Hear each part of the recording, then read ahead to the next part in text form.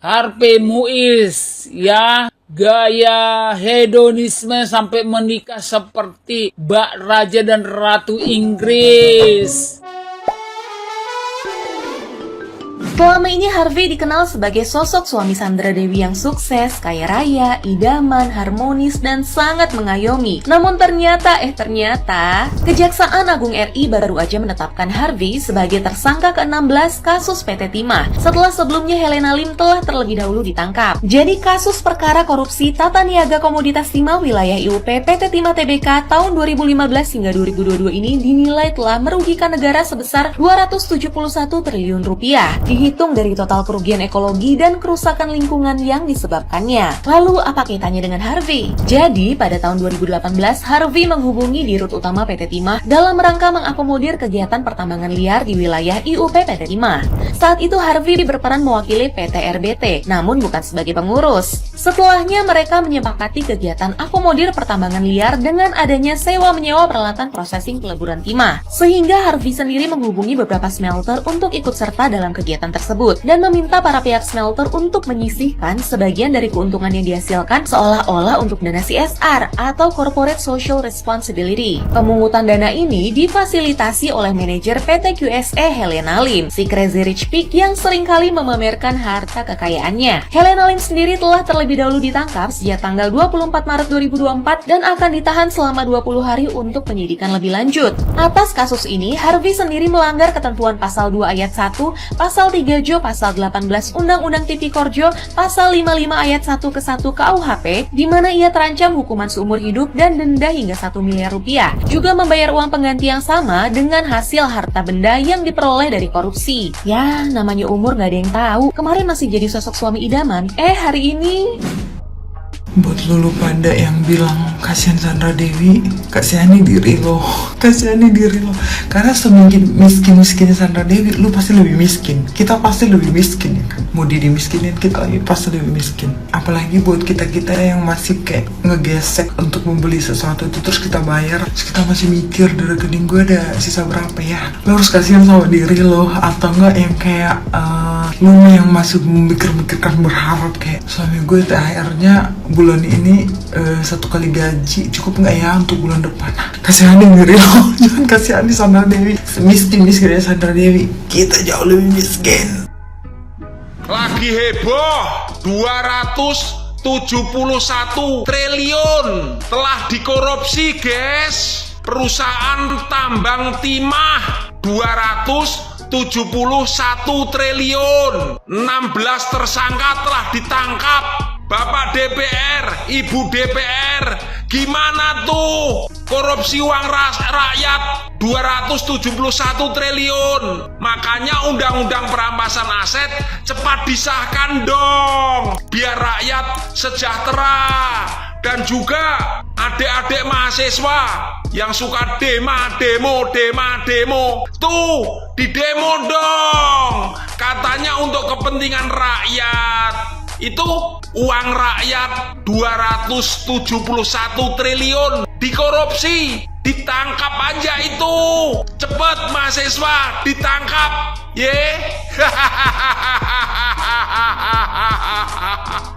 Oke. 271 triliun uang negara dikorupsi. Gue dari dulu itu setuju banget sebenarnya tentang hukuman terhadap koruptor itu mending hukuman tewas aja, hukuman eksekusi aja sekalian. Karena penjara bahkan dimiskinkan itu menurutku tidak akan memberikan efek jerah. Kalau langsung bret gitu, pertama uang korupsi disita semua, habis itu di bret, kan udah selesai urusan.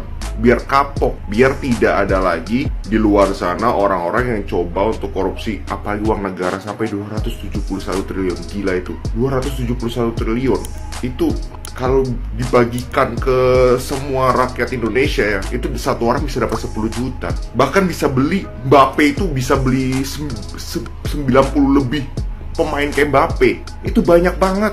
Dan itu hanya dikonsumsi oleh segelintir orang. Ya pantesan aja bisa beli sana sini, bisa flexing ya, uangnya hasil dari korupsi negara, gimana nggak mantep gitu.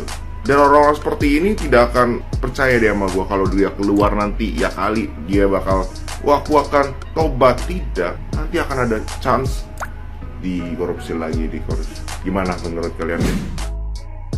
271 triliun korupsi paling besar sepanjang sejarah Indonesia. 271 triliun kalau dibagi jumlah penduduk Indonesia sekarang kurang lebih 279 juta orang. Berarti kebagian tadi Ella hitung itu kurang lebih 970 ribu sekian. Hampir sejuta satu orang kebagian, rata seluruh Indonesia. Lumayan bakalan gua pulang kampung mudik ya kan. Udah pulang pergi tuh, tinggal nambahin sedikit lah. Dan yang Ella nggak habis pikir adalah banyak banget komentar dari teman-teman itu, kok komentarnya lucu-lucu gini. Jokowi kemana aja, 10 tahun memerintah kemana aja. Lucu loh itu. Nggak ada gitu ya kata-kata bersyukur, ketangkep gitu. Lo pikir nangkep mafia segitu banyak, segitu gede, kayak nangkep lele di Empang. Kan ini juga ketangkep yang merintah siapa emang? Pak Anies Baswedan?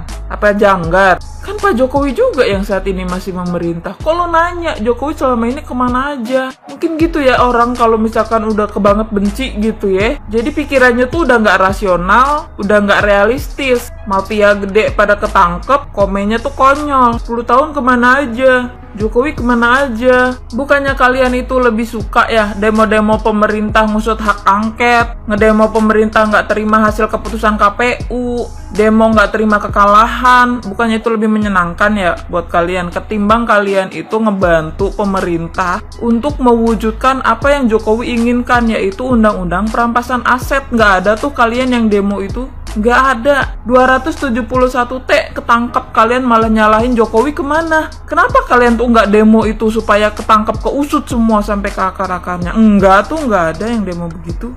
Mau benar mau enggak, pemerintah kalian salahkan. Ada sebagian masyarakat yang mungkin menyayangkan tentang penangkapan atau pengungkapan kasus ini karena hilangnya atau matinya perekonomian yang ada di Bangka Belitung. Sebetulnya ini adalah sesuatu memang yang harus diungkap. Kenapa? Karena merusak daripada lingkungan yang ada di Provinsi Bangka Belitung, yang sebetulnya itu adalah sangat provinsi yang sangat strategis menjadi kota wisata baik untuk domestik maupun mancanegara. Kita melihat saat ini Bangka Belitung sudah banyak kemajuan dalam segi pembangunannya. Sayangnya banyak juga lahan-lahan di wilayah Bangka Belitung yang menjadi bekas penambangan timah yang menjadi rusak lingkungannya karena tidak ada perbaikan ataupun pemerintah daerah untuk membantu dalam hal ini mungkin terbentur dengan keuangan dan sebagainya. Saya berharap pada masyarakat Bangka Belitung khususnya sudahlah, mungkin sudah sekian tahun di sini dalam mungkin menggarap daripada provinsi ini, sudah cukup kerusakan yang terjadi di provinsi Bangka Belitung ini supaya tidak bertambah parah, apalagi ekosistem yang ada di sana jauh sudah berubah daripada mungkin sekitar beberapa puluh tahun yang lalu.